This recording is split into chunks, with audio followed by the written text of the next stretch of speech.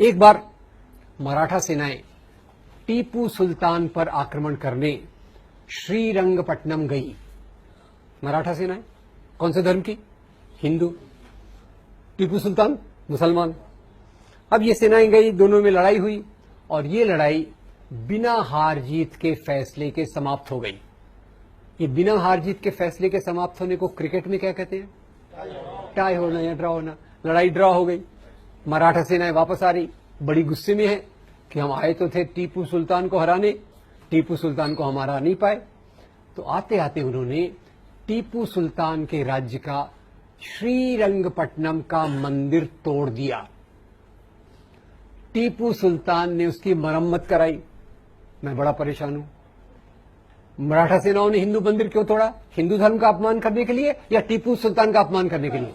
टीपू सुल्तान का। और टीपू सुल्तान ने मंदिर की रिपेयर क्यों कराई? हिंदू धर्म का उठाने के लिए या प्रजा की भावनाओं का आदर करने के लिए? एक तरफ हिंदू राजा, एक तरफ मुसलमान राजा, दोनों आपस में लड़ते रहते थे, ऐसा हमको एक चित्रण किया जाता है।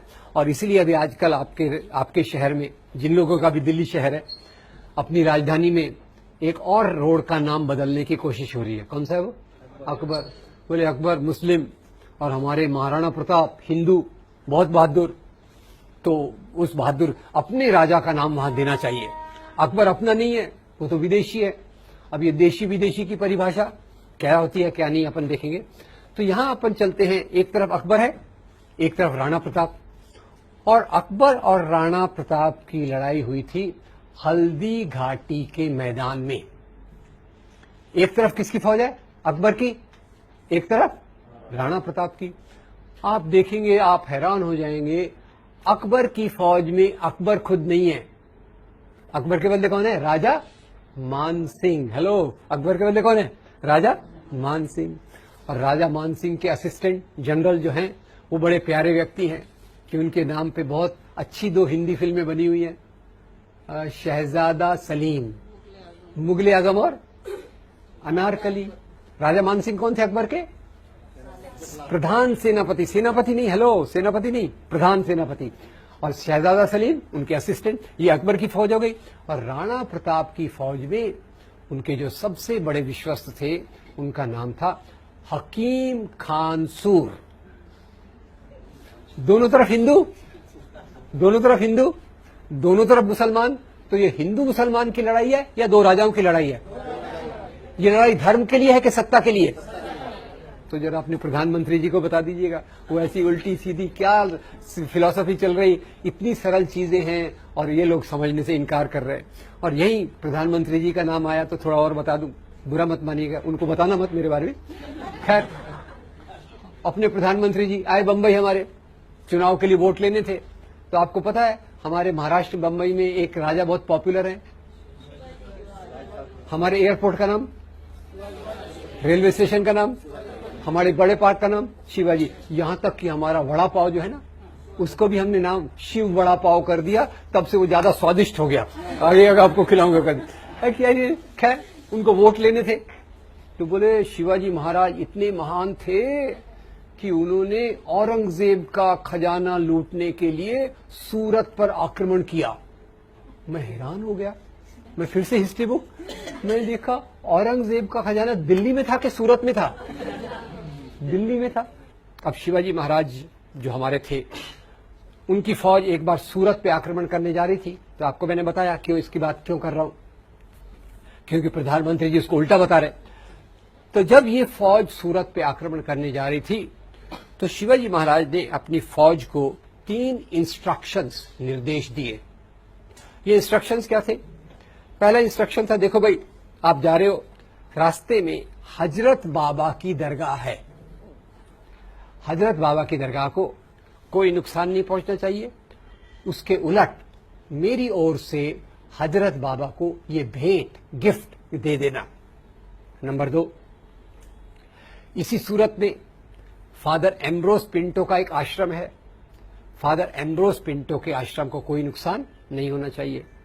नंबर 3, जब आप लूटमार कर रहे हो, अगर आपके हाथ पे किसी दूसरे धर्म के मानने वाले की पवित्र पुस्तक, अपन ने पवित्र पुस्तकें देखी, अगर दूसरे धर्म के मानने वाले की पवित्र पुस्तक आ गई तो उसका अपमान मत करो, पूरे आदर के साथ उसको उस धर्म के मानने वाले को दे दीजिए। तो ये हमारे शिवाजी महाराज, और यही शिवाजी महाराज जिनको आज हिंदू धर्म के नाम पे उछाला जाता है। आपको बता दूं, शिवाजी महाराज की फौज में 12 सेनापति थे जो मुसलमान थे। तो धर्मस्थल क्यों तोड़े गए? धर्म के लिए या सत्ता संपत्ति के लिए? राजाओं में झगड़े क्यों होते थे? धर्म के लिए, सत्ता संपत्ति के लिए? ये कितनी बेसिक बात है, पर इसके ऊपर हमारा कंफ्यूजन कितना होता है, इसको आप देखिए। और जैसे मैंने शिवाजी के बारे में बात की, अकबर के बारे में बात की, ये एक उदाहरण है। टीपू सुल्तान के बारे में भी अगर आप देखेंगे तो टीपू सुल्तान दक्षिण का एक बड़ा राजा था। वास्तव में by the way, Tipu Sultan Bharat का एक ही राजा है जो अंग्रेजों के खिलाफ लड़ाई करते हुए मारा गया, और कोई राजा नहीं मारा गया। क्रांति तो खैर 1857 की देखी, पर उसने अंग्रेजों के खिलाफ लड़ाई की, हिम्मत से की। नंबर 2, टीपू सुल्तान का जो सचिव था वजीर आलम और जो उसका कमांडर इन चीफ, दोनों हिंदू थे। तो इसमें हिंदू मुसलमान का मामला कि हिंदू अच्छे मुसलमान खराब, मुसलमान खराब मुसलमान अच्छे हिंदू खराब, ये जो देखने का तरीका है, इससे हमारे दिमाग में एक जहर फैल जाता है। तीसरी बात मैं एक पूछना चाहता हूं, मान लो, अब ये हाइपोथेटिकल ये बस सच नहीं है, मान लो औरंगजेब ने हिंदुओं पे कोई अत्याचार किए, तो उसका बदला आज के मुसलमानों से लेना चाहिए क्या? इतिहास की बातों का बदला आज ले सकते हैं क्या? चलिए यहां पे एक मजेदार आपको एक बात बता देता हूं। मैं क्योंकि लोगों से पूछता रहता हूं, एक मीटिंग में मैं गया तो मैंने कहा भाई देखो बताओ, इतिहास की बातों का बदला आज ले सकते क्या? यही औरंगजेब और मुसलमानों की बात चल रही थी।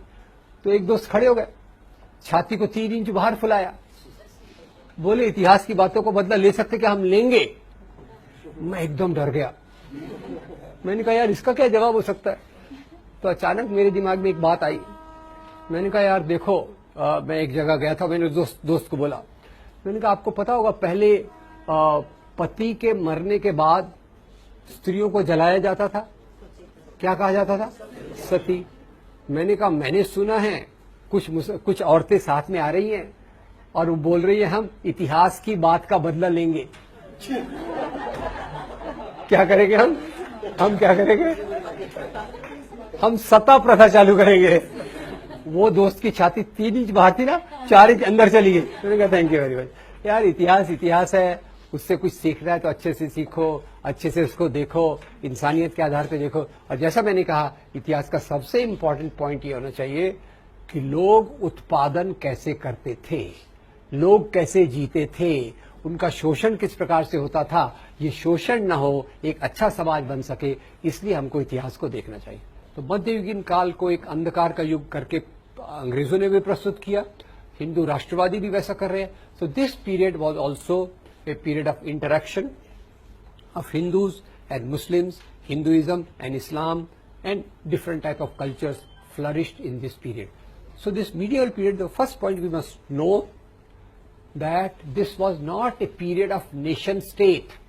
और नेशनलिज्म चालू कब होता है? नेशनलिज्म भारत में चालू होता है अंग्रेजों के आने के बाद। अंग्रेजों के आने के बाद पहले क्या था? नेशन स्टेट था या राजाशाही थी? राजाशाही। तो राजाशाही, और उसके पहले भी अब जाके देखेंगे क्या क्या था। So this whole debate which is going on today is a totally on the false ground. Nation state is a modern phenomenon